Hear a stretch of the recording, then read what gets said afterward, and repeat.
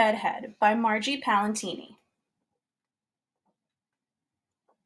Shuffle Shrump, Shuffle Shump, Shuffle Shrump, slumped bleary-eyed Oliver out of bed, down the hall and into the bathroom. He yawned, he yanked, splashed some water, swished some mouthwash, gave his front teeth a passable brushing, and then, in a gunkless corner of the soapy silver soap dish, in a fogless smidgen of his father's foggy shaving mirror, right there on the hot faucet, for heaven's sakes, he saw it. It was big. It was bad. It was Bedhead. Oliver's hair was out of control. Way out of control. There was hair going this way, hair going that way, hair going down, up, around and around. And there was one teeny tiny clump of hair, way at the back of his head, that looked just like a cat's coughed up fur ball. Ah! Oliver's scream shook. It rattled. It rolled all the way down the stairs and into the kitchen, where Fruit Loops went flying. Milk was spilled, spit and sputtered, and two toast toasties did triple backflips onto the breakfast table. Oliver? Oliver? Oliver! Shouted Mom, Dad, and Emily as they ran up the stairs and headed for the bathroom door. Mom leaned close to the door. Closer, closer. That's right, even closer. Is everything all right, Oliver?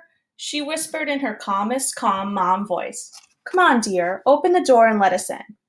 No sound from Oliver. Not a whimper, not a peep. Please, said Mom. Pretty please. Pretty, pretty, pretty please. The doorknob slowly turned. Mom smiled at Dad. She gave a wink to Emily. There you go, she said, taking a step into the bathroom. Nothing can be that bad. Wrong. It was that bad. You, sir, no doubt about it, said Dad, surveying the hairy situation from Sinkside. Oliver, my boy, you're having one bad hair day. Major, said Mom. Total, agreed Emily. Maybe if we just push it this way, Mom said, giving it a try. Boing. Been there, done that, moaned Oliver. Perhaps if we just pull it this way, said Dad. Boing. Been there, done that, groaned Oliver. I could curl it, offered Emily, ready to roll. Oliver stared a steely stare at his sister. I don't think so. Oh, then we'll just wet it, said Mom. Yes, let's just wet it, they all agreed. So they watered Oliver. They splished him and they splashed him, gave him a good soak and dunk. Ah, they said, sighing a confident, well-done sigh. Oliver's bedhead was now one dripping wet head. And then it dried. Boing, ba-boing, bing, bing, ba-boing. Hair started going this way, hair started going that way, then up, down, around and around. And there was now a bigger clump of hair way at the back of his head that just looked like a cat's coughed up fur ball.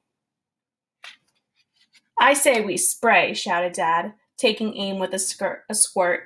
Yes, spray, spray, cried Mom and Emily. So spray already, sputtered Oliver. So they spritzed him and they sprayed him, and they gooped, glopped, and moosed him. They even hairpinned him flat in 5 places for good measure. Ah, they said, sighing a confident, job well done sigh. Oliver's bedhead was now one slicked gel head. And then pins went flying. Boing, ba-boing, bing, bing, ba-boing, boing. Hair started going this way. Hair started going that way. Then up, down, around and around.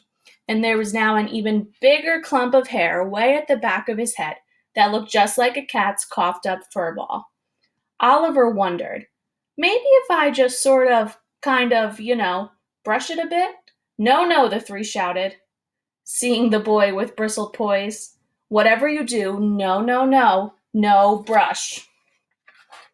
Too late. Oh, yes, the brush got stuck. Not stuck in the hair going this way or that. Not stuck in the hair going up or down. Not even stuck in the hair going around and round. But yes, stuck.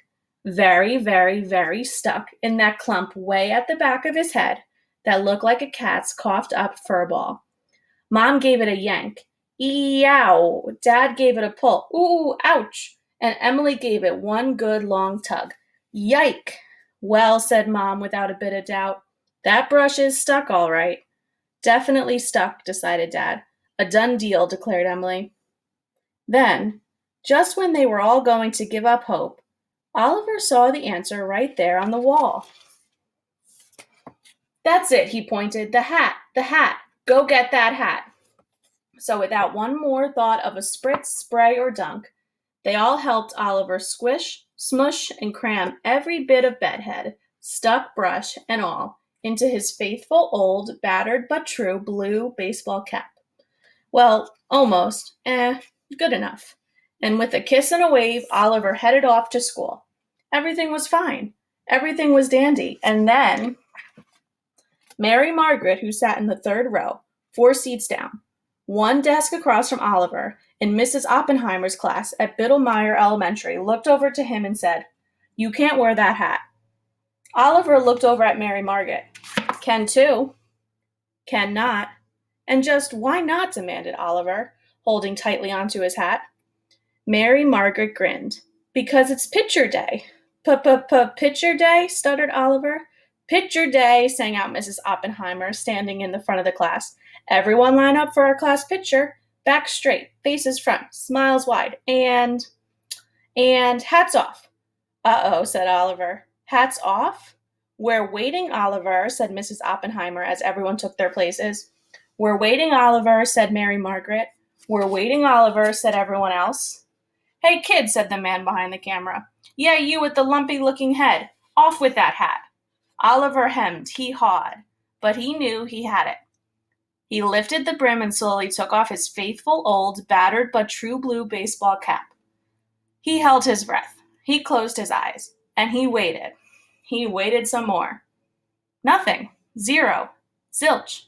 Nada. He opened his eyes and looked up. There was no hair going this way. No hair going that way.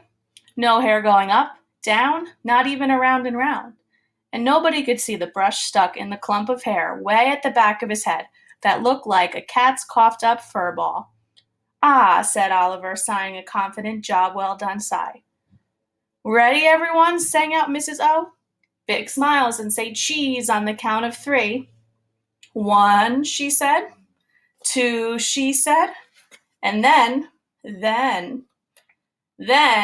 ba-boing, boing, bing, bing, ba-boing, boing, boing, ba-boing, boing.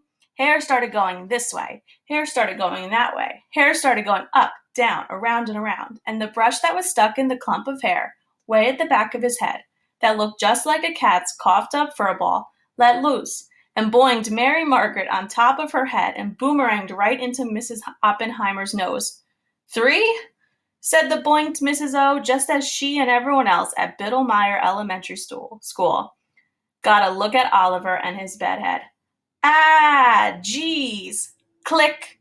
"Got it," said the photographer.